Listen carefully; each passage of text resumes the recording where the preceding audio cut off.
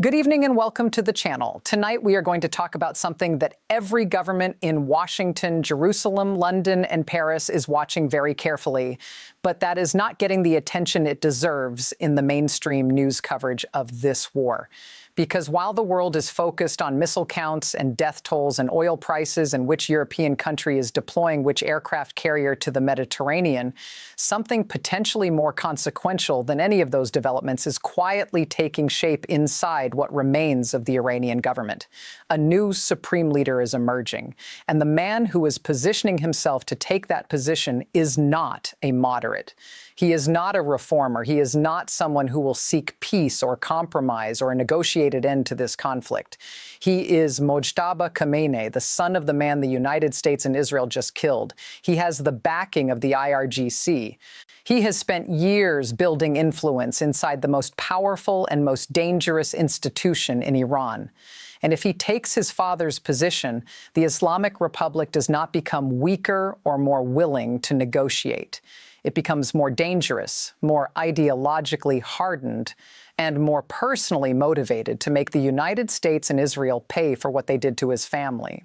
Before we go deep into who Mojtaba Khamenei is and what his rise means, let us establish where this war stands tonight on day 6 of Operation Epic Fury, because the context matters enormously for understanding why the question of Iran's next supreme leader is so critical right now. The death toll inside Iran from U.S.-Israeli strikes has reached 1,230 people confirmed killed and more than 6,000 wounded. The United States and Israel have struck targets across 153 Iranian cities. Israel has now launched what it called a broad wave of strikes targeting internal security command centers in Tehran, as well as missile launchers and other military systems. The Israeli military is simultaneously conducting strikes in both Tehran and Beirut. The Irgc announced its ground forces have entered battlefield operations. Iran fired 230 drones at U.S. military facilities, including bases in Erbil in northern Iraq and the Ali al-Salem and Camp Arif Jan bases in Kuwait. Qatar was targeted by 14 ballistic missiles and 4 drones today, with 13 missiles intercepted and 1 falling in Qatari territorial waters. Bahrain confirmed it has destroyed 75 missiles and 123 drones since the war began. Iran struck oil storage facilities in Oman. An oil tanker was struck in the Iraqi port of Khor al-Zubair, causing an oil spill, and Iran hit what the Irgc described as an American oil tanker in the northern Persian Gulf. This is the military context. 6 days of relentless strikes, over 1,200 dead, thousands wounded, infrastructure destroyed across 153 cities, and the war showing absolutely no signs of stopping or slowing to a pace that would allow for serious diplomatic engagement. This is the environment in which the question of Iran's next supreme leader is being decided. Not in a peaceful transition of power, not through a careful, deliberative constitutional process, but in the middle of a war, under bombardment, with the country's military being degraded by the hour and its cities being struck day and night. Now let us talk about Mojtaba Khamenei, because to understand why his emergence as the frontrunner for the supreme leadership position is so significant, you need to understand who he is, what he stands for, and why the Irgc's backing of him changes the entire strategic calculus of this conflict. Mojtaba Khamenei is the second son of the late Supreme Leader Ayatollah Ali Khamenei. He is in his mid-50s. Unlike his father, who rose through the clerical establishment and the political structures of the Islamic Republic over decades, Mojtaba has built his power base almost entirely through his relationship with the Irgc, the Islamic Revolutionary Guard Corps. He has spent years cultivating personal relationships with senior Irgc commanders. He has been present at key Irgc operations and ceremonies. He has positioned himself as someone who understands the military dimension of the Islamic Republic's power in a way that many clerical leaders do not. And critically, the Irgc commanders, who are now the most powerful surviving figures in the Iranian state, given that so many civilian and clerical leaders were killed in the initial U.S.-Israeli strikes, appear to be backing him. Why does the IRGC's backing matter so much? Because right now, in a country that is under active military assault and whose civilian governmental structure has been severely disrupted by the strikes, the IRGC is the institution that is actually running Iran. The IRGC controls the military response to the U.S.-Israeli strikes. The IRGC controls the missile launches. The IRGC controls the drone attacks against Gulf states. The IRGC controls the closure of the Strait of Hormuz. The IRGC controls internal security. The IRGC controls the intelligence apparatus. In a state of war, the organization with guns and missiles and drones is the organization with real power, and that organization is backing Mojtaba Khamenei. Under Iran's constitution, the Supreme Leader is appointed by the Assembly of Experts, an 88-member clerical body. In normal circumstances, that body would deliberate carefully, consider multiple candidates, and reach a consensus over a period of time. But these are not normal circumstances. The Assembly of Experts is meeting under bombardment, with its country at war, with its previous Supreme Leader freshly killed, and with the IRGC as the dominant power in the state. In that environment, the constitutional process does not operate the way it was designed. The IRGC's backing of Mojtaba Khamenei is not just an endorsement. It is a statement of intent from the most powerful surviving institution in Iran about who they want in charge and what kind of Islamic republic they want to emerge from this crisis.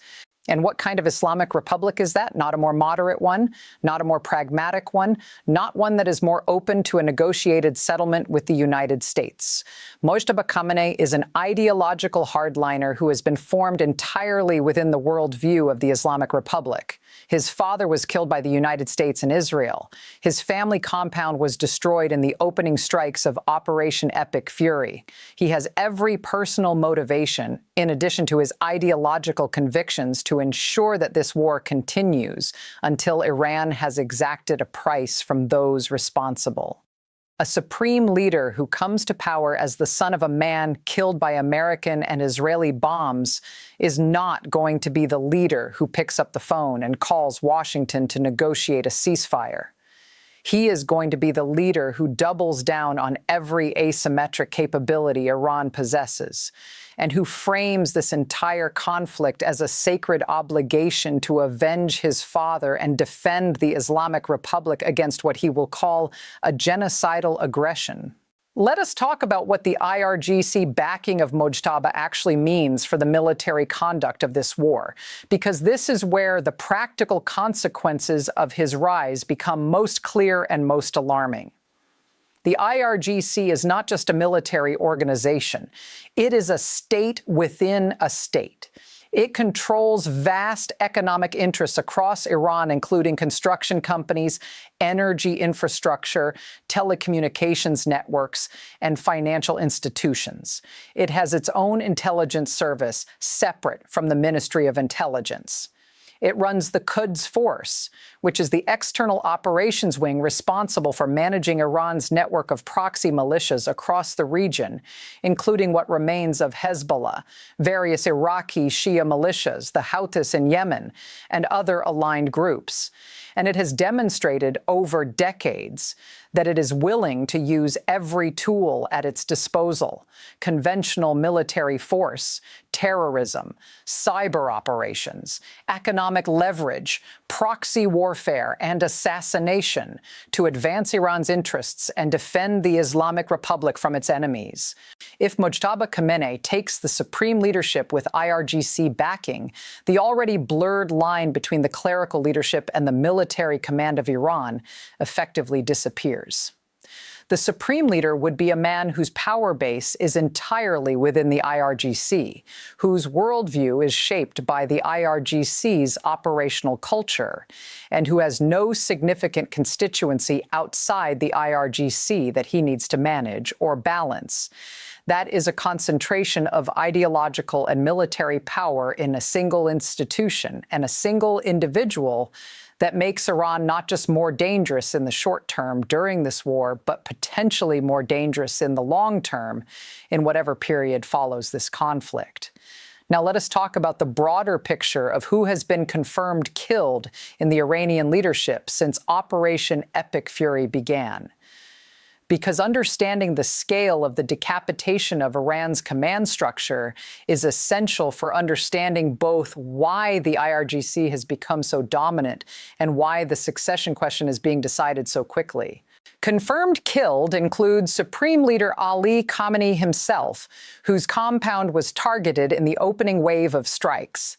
Also killed were Salah Assadi, head of intelligence for Iran's emergency command; Mohammad Shirazi, who was the head of the military office of Ali Khamenei and one of his closest personal advisors; Hossein Jabal Amelian, head of the Organization of Defensive Innovation and Research, which is the body responsible for developing Iran's most advanced weapons systems; and Reza Mozaffari Nia, the former head of the same organization.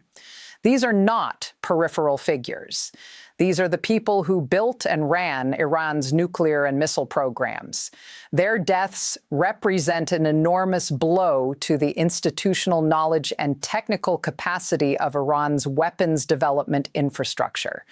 Iran's chief of staff, Abdul Rahim Mousavi, was also confirmed killed on March 1st.